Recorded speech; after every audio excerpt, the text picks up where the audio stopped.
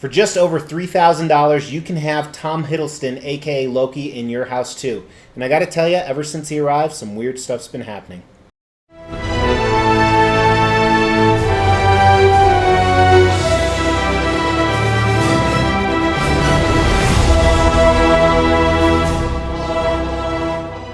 Thanks for tuning into the Extreme channel. My name is Mr. X, and today we are looking at a very extreme collectible. This is by Queen Studios. This is a life-size Loki bust. This represents Tom Hiddleston from the Marvel Cinematic Universe, specifically from Avengers Infinity War, which he played a huge role in.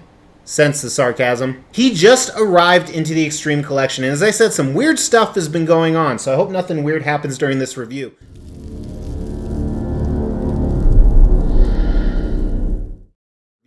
We're going to do an Extreme review on him.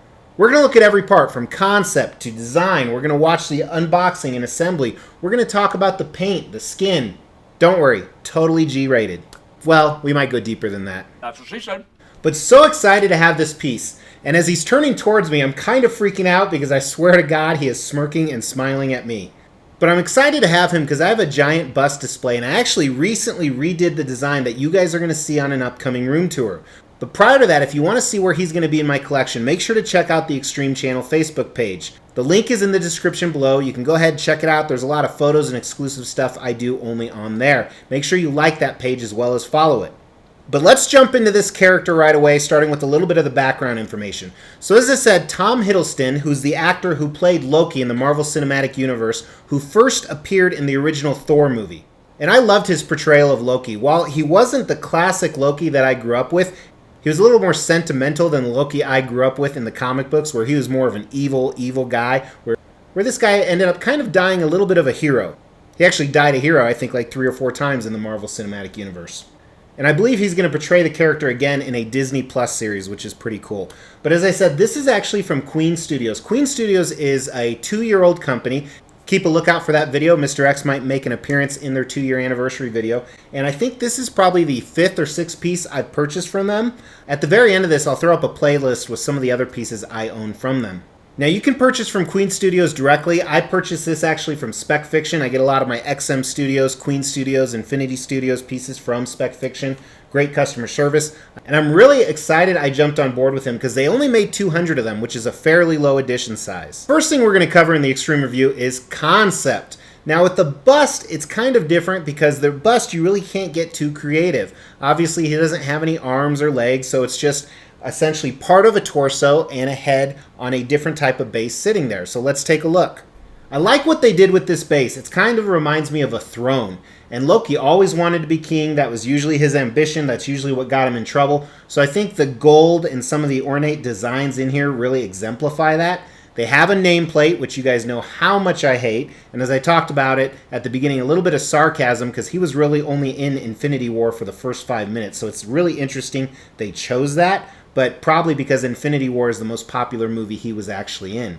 And as you move up, it's almost like a pedestal, which I kind of like. Again, it kind of symbolizes power and royalty. And you move up and you see Loki in his traditional costume.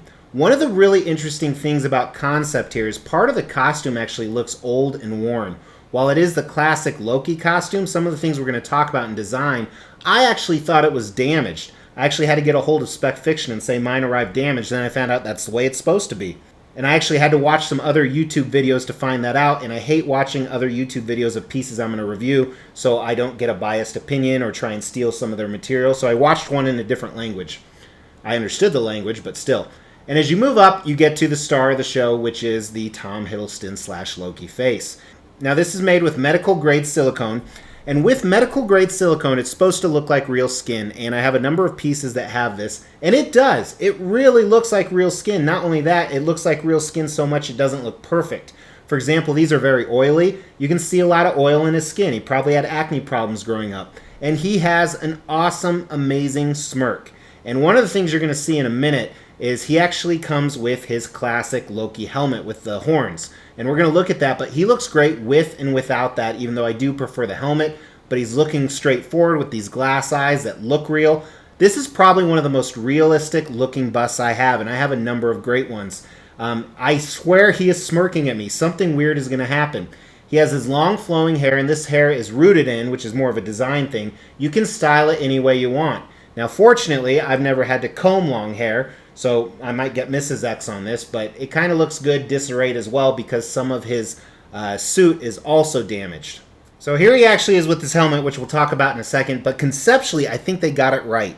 They tied a little bit of homage down on the bottom here to maybe Asgard or the throne he's always after. They made him fancy. They also made him a little bit battle damaged, which I would have liked him more fancy. I mean, he was really a guy all about presentation. Like I think it was in the Dark World movie when he was in jail, he always had the illusions that he looked prim and proper. So I think they should have went without the battle damage on the shoulder here, and we're going to look at some close-ups during design. So for that reason, I don't think it's a perfect concept, but I think it's 4 out of 5, or a rail, so not quite a grail, but a statue you would really want. I thought design would be the shortest part of this video, but there's actually a lot going on. And let's start with the assembly of this piece.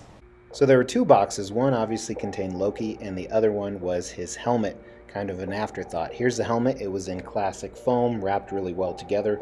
The helmet is actually 3 different pieces. As you'll see in the assembly, the horns go on separately. Now, the art box for Loki was pretty cool. I'm not a big, huge art box guy, but it had different faces on each side. The top looked pretty neat, said Avengers Infinity War. Very evil Loki, just like the bust itself. Right here is the packaging. It was black foam, which was kind of surprising, and of course your classic Queen Studios COA. Here is all the pieces. Was in one box. They have the classic Queen Studios gloves and brush that all their busts come with, and then all the pieces laid out here for you guys. And this is the piece that was torn or battle damaged that I was telling you about. To me, it shouldn't look like this. It looked like it was ripped up during shipping. But assembly was still fairly easy, even though there were more pieces than I thought there would be. Base had a decent amount of weight to it. The Loki bust himself wasn't too heavy at all, and of course they put a ponytail on him. You ever want to walk up to a guy, a big buff guy with a ponytail, and say, "Hey, cupcake, nice ponytail"? I wouldn't recommend it. But here's his shoulder pads. And then the god-awful nameplates that I love so much. And here's probably the first time in my life I'm taking a ponytail tie out of somebody's hair and trying to style their long, black, flowing hair for them.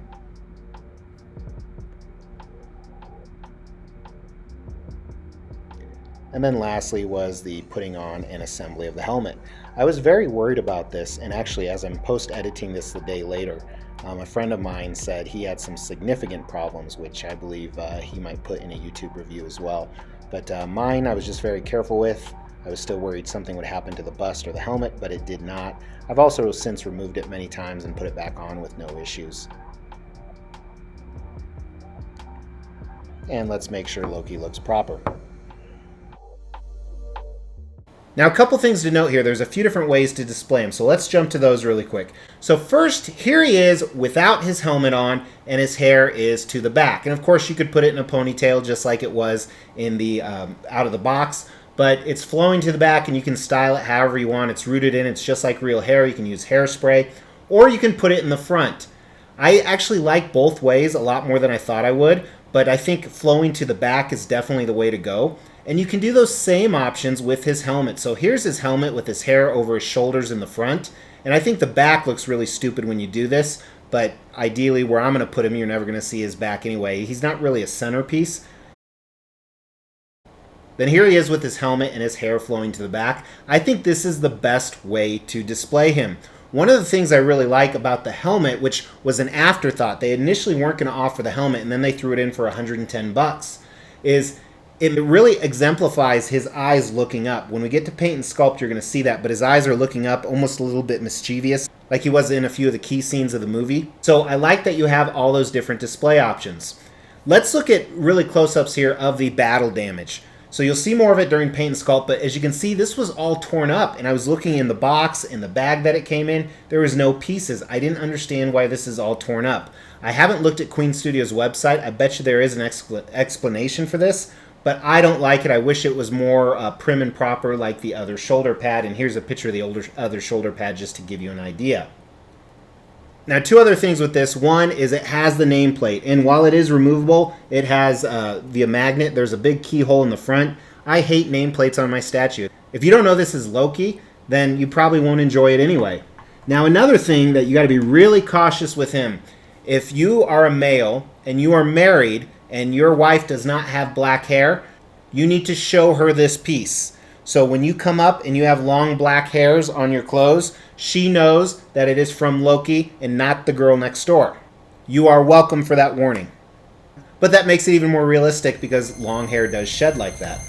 I think them throwing in the helmet or making it optional for, a cheap price, $110, makes the statue, and I think that really puts the design over the edge. I love the fact that the hair is rooted in. I think the size was correct. Loki wasn't a huge guy. Now, I cannot get the helmet on my head. My head's way too big. Of course I tried. Hey, really quick, this is a post-video edit. I forgot to get the dimensions, so let's do that.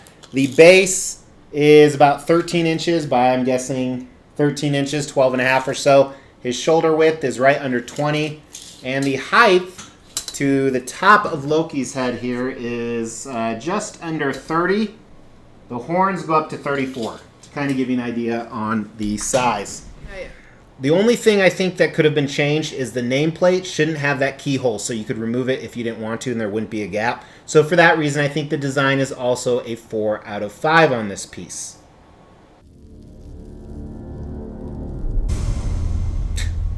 What the hell was that? What the heck just happened?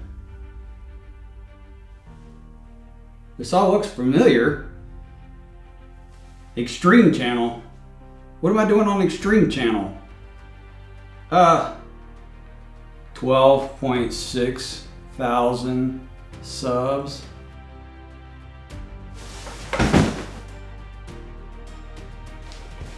Okay. Slightly bigger audience, okay. Alright, you can do this. Alright, so Sculpt. Wow, Sculpt. It's Tom Huddleston. What else can you say? Amazing. Just absolutely killed it. The expression is outstanding.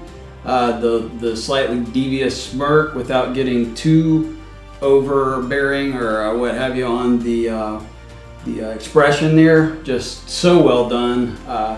The costume, the outfit, fantastic. Looks like it's straight out of a movie set. What more can you say there? The sculpting of the base, we've already covered in design. It's nice, it's okay, very pedestrian, I'd say. Just absolutely phenomenal on the sculpt. There's really no sense in elaborating it. Sculpt is an absolute 10. Fantastic.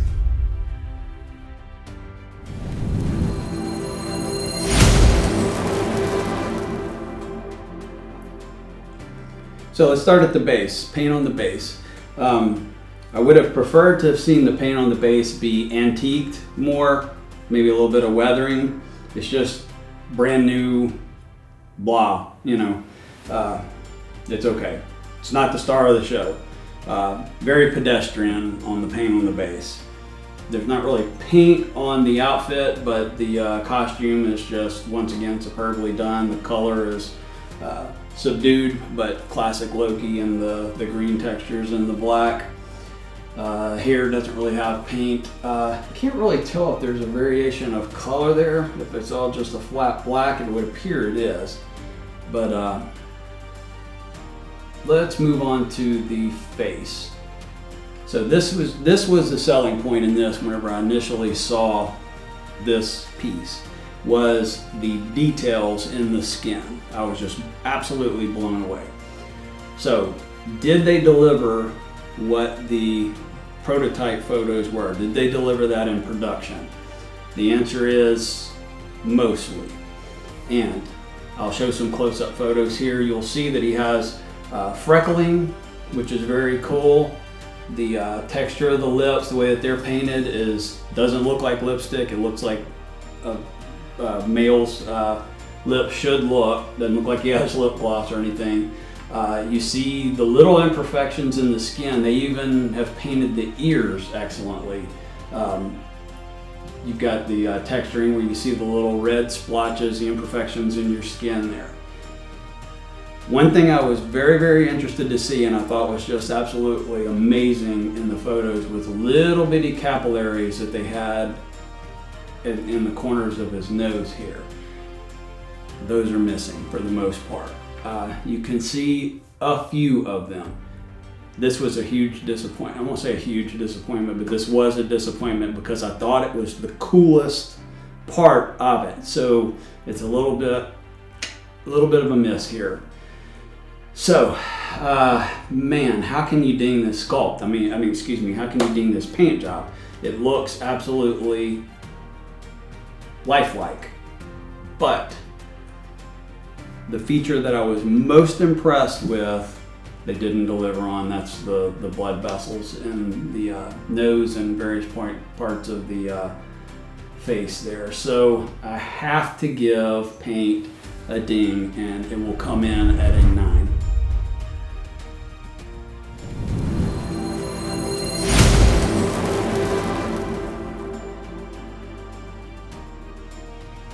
So next up we have presents. What does he look like on the shelf? I'll tell you. Oh no, not again. Don't take away the sub. No, no, no.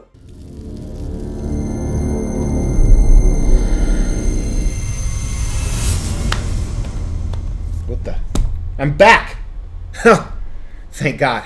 It smelled funny over there. I have no idea what happened, but I'm speculating you probably just missed everything about the close-ups and paint and sculpt.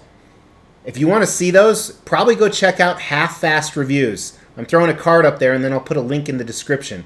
That'll probably show the middle of my review. Hopefully nothing weird happened here while I was gone. But let's move on to value with this piece. What's really interesting about the Queen Studios pieces is they range in value on these busts anywhere from $1,000 all the way up to $3,000 plus. This particular piece was just over $3,000 plus the helmet for $110, and I think shipping was included in that price. I can't remember, economy shipping. I could have expedited the shipping for like $400 or $500 more, but it was worth the wait. Their Terminator statue that I've done a review on was also about $3,000, but their Thanos, which was even bigger, was only $2,000. And I think what it is when they use this type of skin, the human type color skin, that's what really increases the price. Now, they only made 200 of these. It's a $3,000 piece. I also have their Joker piece, which I think retailed for right around $2,800 or $2,900. What is the value on a piece like this? Well, I think for a normal collector, the value is out of range, and it's not a very good value piece. But I've said this before with some of these pieces, these busts that are so lifelike, they're museum type pieces. This is something you might see in, Planet Hollywood or a high-end movie theater. This is not something in your everyday average ex-collector's house. So I think from that standpoint, if you wrap your head around the fact that, hey, this isn't a collectible statue that you buy from Sideshow Collectibles, this is a museum piece of art that literally looks just like a real person and apparently has some magical properties, I think the value is decent on it. However, $3,000 to shell out for something like this is a big hit to anybody's wallet, even Mr. X's. So I think the value's a 3 out of 5. I think it's very good. I don't think it's bad. I think it's definitely worth the money. The thing I love about this is the edition size is only 200 compared to like Thanos, which I believe was 600 or 700. So that almost puts it up to a 4 out of 5 on the value. So does this have the X factor? Again, that's not a cumulative score. It's just when you walk past it, does it take your breath away? Now, of all the busts I have coming in, whether it's from Infinity Studios, I have 2 or 3 more on order from Queen Studios, this is the one I was least excited for, especially because it had one of the highest price tags. However, now that I have him in person, with the helmet on, and every time, I swear to God, I know I've said it before, every time he looks at me like this, he looks real. This is phenomenally done, especially with the helmet. I think this is an X statue. This is a 5 out of 5 collectible. It is amazing. It is unique, rare, 200 pieces. Awesome, awesome piece overall. Let me know what your guys' thoughts are. I don't know if camera and video is going to do this guy justice, but throw the comment down below because that is how you can win that statue. To win one of these Mortal Kombat statues, all you have to do is comment on a video. At 15,000 subscribers, I'm going to pick a random video and pick a random comment. That person will win the prize. They can choose between these 2 pieces. Also, make sure you're subscribed to the channel. So again, remember to check out the Facebook page because this is going to look fantastic next to the Thanos. In the meantime, if you have not subscribed, hit that Mr. X logo, hit that bell notification, like this video, and then check out some of these other Queen Studio pieces in the playlist. Otherwise, I will talk to you tomorrow. Take care.